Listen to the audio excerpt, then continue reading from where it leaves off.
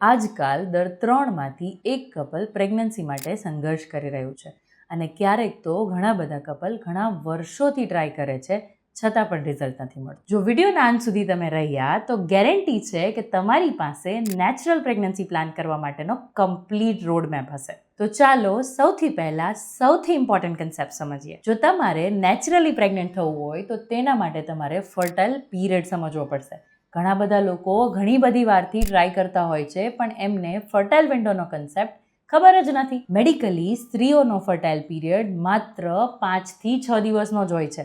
Ovulation day અને તેના પહેલાના 2 દિવસ એમ કરીને 3 દિવસ સૌથી ઇમ્પોર્ટન્ટ હોય છે. હવે ઇમ્પોર્ટન્ટ ક્વેશ્ચન છે, ઓવ્યુલેશન ક્યારે થાય છે? જો તમારી સાયકલ રેગ્યુલર અને 28 ડેઝની છે તો તમારે ઓવ્યુલેશન 14મા દિવસની આસપાસ થશે. જો સાયકલ ઇરેગ્યુલર છે તો ફર્ટાઇલ વિન્ડો ટ્રેક કરવા માટે તમારે બેઝલ બોડી ટેમ્પરેચર મેજર કરવું પડશે અને સર્વાઇકલ મ્યુકસના ચેન્જીસ પર ધ્યાન દેવું પડશે. આ 2 સિમ્પલ મેથડ ઘરે જ યુઝ કરી શકાય છે. બેઝલ બોડી ટેમ્પરેચરમાં ઓવ્યુલેશનના સમયે બોડીનું ટેમ્પરેચર આશરે 0.2 to 0.5 ડિગ્રી સેલ્સિયસ જેટલું વધે છે અને જો આ વધારો જોવા મળે તો તમે સમજી શકો કે તમને ઓવ્યુલેશન થયું છે. તો તમારે નેચરલી પ્રેગ્નન્ટ થવું હોય તો તમારા ડાયટમાં શું ચેન્જીસ કરવા જોઈએ?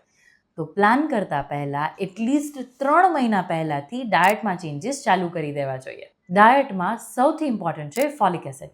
ફોલિક એસિડ આપણને સ્પિનચ, મેથી, લેન્ટિલ અને ફોર્ટિફાઈડ સિરિયલ્સમાંથી વધારે પ્રમાણમાં મળે છે. ફોલિક એસિડ બેબીના ન્યુરલ ટ્યુબના ડેવલપમેન્ટ માટે ઇમ્પોર્ટન્ટ ઇન્ગ્રેડિયન્ટ છે. આયરન, ઝિંક અને વિટામિન ડીની ઉણપ ફર્ટિલિટી ઘટાડે છે. આ ત્રણેય ન્યુટ્રિયન્ટ ખોરાકમાંથી અને ડૉક્ટરની એડવાઇસ પ્રમાણે સપ્લિમેન્ટ થ્રુ લઈ શકાય. જ્યારે તમે નેચરલી પ્રેગ્નન્સી માટે ટ્રાય કરો છો ત્યારે પ્રોસેસ્ડ ફૂડ, એક્સેસિવ શુગર અને ટ્રાન્સ ફેટ્સ અવોઇડ કરવા જોઈએ. ગુજરાતના ટ્રેડિશનલ ફૂડ એટલે કે દાળ, ભાત, શાક, રોટલી અને ફ્રૂટ્સ આ બધા ફર્ટિલિટી ફ્રેન્ડલી ફૂડ છે.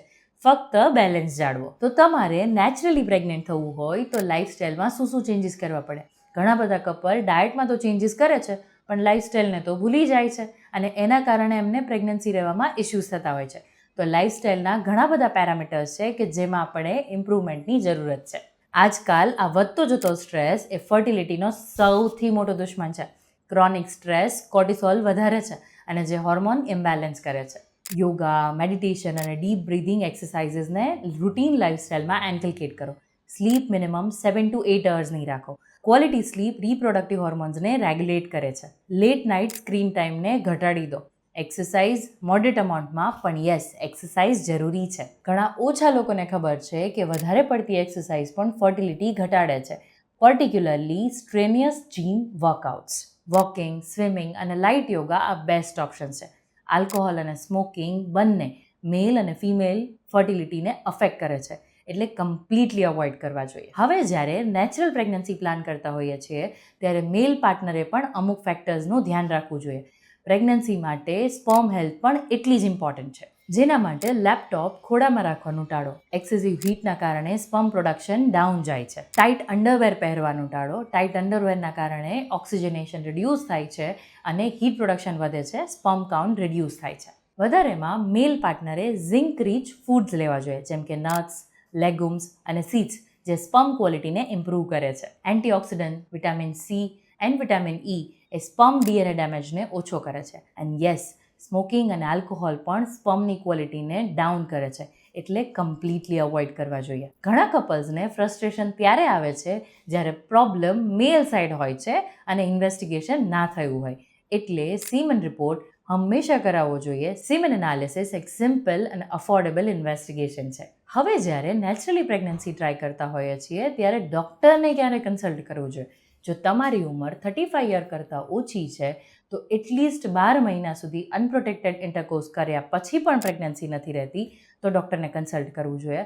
અને જો તમારી ઉંમર 35 વર્ષ કરતાં વધારે છે તો 6 મંથ્સ ટ્રાય કર્યા પછી પ્રેગ્નન્સી નથી રહેતી તો ડૉક્ટરને કન્સલ્ટ કરવું જોઈએ. જો તમારા પીરિયડ્સ ઇરેગ્યુલર છે, તમને પીસીઓડીના કોઈ સિમ્ટમ્સ છે કે પાસ્ટમાં ક્યારેય મિસકેરેજ થયું છે તો ઇમિડિયેટલી ગાયનેકોલોજિસ્ટને મળવું જોઈએ. જો આ વિડીયો યુઝફુલ લાગ્યો હોય તો પ્લીઝ લાઇક કરો અને ચેનલને સબસ્ક્રાઇબ કરો અને જરૂરથી એવા ફ્રેન્ડને શેર કરજો જે પ્રેગ્નન્સી માટે પ્લાન કરી રહ્યા હોય. કમેન્ટમાં મને જરૂરથી જણાવજો કે તમે નેચરલી પ્રેગ્નન્સી માટે ટ્રાય કરો છો કે નહીં અને અગર ટ્રાય કરો છો તો તમે શું પ્રોબ્લેમ ફેસ કરો છો. અને આવા જ વિડીયો જોતા રહેવા માટે મારી ચેનલને જરૂરથી સબસ્ક્રાઈબ કરજો. ત્યાં સુધી હેલ્ધી રહો, હેપી રહો.